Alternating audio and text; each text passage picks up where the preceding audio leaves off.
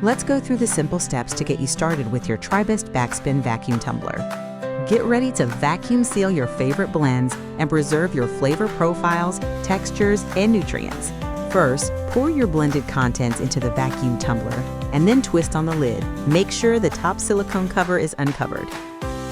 Place the vacuum tumbler on top of the motor clutch, then lower the control panel.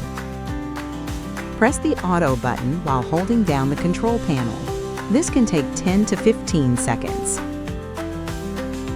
The cycle is complete when the LED dial illuminates solid red. Lift up the control panel to remove the vacuum-sealed tumbler.